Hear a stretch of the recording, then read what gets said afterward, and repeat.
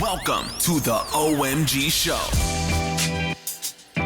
Hey there, and welcome to the OMG Show. Today we're going to be talking about how to improve poor email responsiveness. Now, it's all the rage, right? Building an email list. It's all about building, getting people onto your email list so that way you can scale your business. And in fact, email marketing now is more profitable than ever. There was a study done that shows that I think 80% of profits come through email. So, email is still king. Email is still very important. But the question then becomes, what happens when you do have an email list, but it's just not responding, right? What happens when you have all these people on your list, you're sending them emails and they're not opening them, they're not clicking through the links, and most importantly, they're not buying your offers? What do you do in that situation? So typically when this happens, the reason why this is occurring is because more often than not, there is a message to medium conflict, meaning that what you are writing about in your emails and the way you're communicating through your emails is missing the mark in terms of what your market is expecting, what they're looking for, right? So for example, if I have a list that talks about, just Facebook advertising, but then I send them emails about Google or YouTube advertising, right? That is a mismatch there. They didn't sign up for those kind of offers. They only care about Facebook, right? So one of those things is that we need to look into what are we talking about and why did our people sign up in the first place? Okay, because if they signed up through some kind of JV or whatever kind of offer they signed up with, you need to make sure that your emails are congruent with that offer. Okay, now it really depends on how your business is set up. So for example, I love the octopus method when it comes to setting up a business, right? Meaning your business here is at the center and your business has multiple arms, right? Different arms in different portions of a market, right? So let's say you help people lose weight. Well, then one arm might be keto, one arm might be, paleo, one arm might be something else, but it all comes back to losing weight, okay? So for example, in that situation, you could have some leeway in terms of what you're writing about because now the brand, the business is all about losing weight, living a healthy lifestyle, right? So there's multiple ways on achieving that depending on what people are trying to do. What you don't want to do is, talk about, for example, weight loss and then move into a completely different direction about, maybe gaining muscle.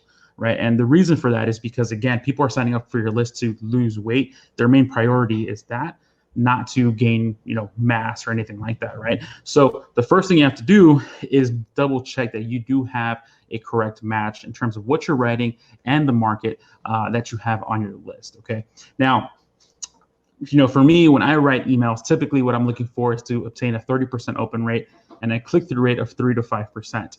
And it's pretty hard to get there unless you do the following 3 steps that I'm about to share with you. And so really what it comes down to, number one, is making sure you have a clean list. Okay, so it's just a natural occurrence that the larger the list you have, the lower your open rate is going to be, the lower your click-through rates are going to be. It just tends to happen, right? I've worked with lists in the hundreds of thousands. I've worked with lists in 50,000 plus 10,000.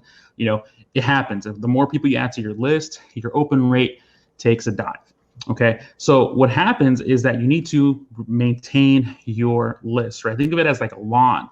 You have to trim it every so often before it gets out of control. Okay, so one of the best things you can do is make sure you have an email service provider that allows for automations and taggings so you can track engagement. You want to see people that are opening your emails, actively clicking on those links, and you want to tag everyone who isn't opening, who isn't engaging with a tag that lets you know that, they're probably not the right fit. Okay, so one of the best things you can do is, again, go through your list, tag them, and then just simply remove them from your list. Yeah, you'll have less contacts, but you'll have a more engaged list. Okay, which is going to help you long term, because if you like to survey your list, ask them questions, which you should routinely be doing, you're going to be getting more accurate data in terms of who you can actually help and how you can help them. Okay. Step 2 that I love doing in terms of increasing engagement rate on an email list is sending out a re-engagement campaign. And I kind of like to send one email to those people that haven't opened up any of my emails in the past 3 months. I would generally say is a good number, and I send them an ultimatum. And I'm like, hey, listen, my name is Oscar Garcia. You signed up because you came into this. This is the offer you signed up for, and my goal is to provide value and content that's going to help you X, Y, and Z. Okay. And I really want to continue doing that, but I've noticed that you haven't been opening any of my emails. So do me a favor. Either click here and let me know what the single biggest challenge in your business is, or click the unsubscribe link in the bottom. Either way, if you do none, I'm going to unsubscribe you either way. Okay. And the reason why I give them an ultimatum is because I'm getting charged for that contact, number one, and they're not engaging with my list and they're getting emails. So I don't want to flood their inbox with information they don't necessarily need or want, right? So I get to save them, the inbox space, the inbox fatigue of them getting another notification, right? But I also save myself some money because I am being charged for that contact being on my list, right? But also I'm just making my list more engaged. I'm trimming the fat, if you will.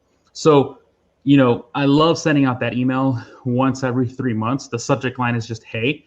Hey is, that's a pretty awesome subject line for me. It always tends to work. But the ultimatum is really what gets those people to make a decision. And if they don't, then I just have my automation just remove them, and then it's all good to go from there.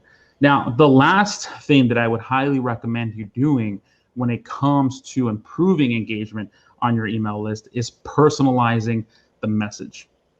Okay, so this is something that I've learned recently, but it's personalization is key. People love when you speak to them, even if it's an email you're sending out to thousands of people. If you can position that email as a way where it reads off as you're speaking to that one person to them, that's going to highly increase your engagement. So what can you do? How do you get to that? Well, easily you can put their name in the subject line, right? Like, hey, Oscar, hey, Sandra, et cetera, et cetera. You can mention the date, right? So for example, today is Wednesday. You can say, hey, everyone, good morning. Happy Wednesday. Okay. It lets them know that it's a recent email. It's fresh. It lets them know that, okay, it's not an automated, or gives the impression that it's not an automated email. But one of the best things you can do is, take into account what actions they've done in your business. So for example, let's say you have a webinar and they didn't attend. Send them an email that says, hey, Sandra, I noticed you didn't attend my webinar. If they did, hey, Mark, high five, you attended my webinar, super great. Okay. It's all about personalization now and tailoring your marketing based on what they are doing within your business. What actions did they take? What actions didn't they take? And creating an email that reflects those decisions. Okay. That is how you get to personalization and making it feel like, wow, this person really understands, what I'm doing within their business and, how they can really truly benefit me. And again, that's where it's going to come down to your email service provider and seeing if you can do that. So for example, that's kind of why, I don't recommend MailChimp, but I do recommend services, for example, like ActiveCampaign or Drip or, what's the other one? ConvertKit. Or Entreport, right? These are systems that allow you to send emails, but personalize every step of the way, because it's now 2020, okay? And there's a lot of really great tech out there that's going to allow you to build on that relationship with your customer. And in today's world, you have to get very personalized. You can't just be generic, like, hey, thank you so much, or if you attended my webinar, or if you purchased this.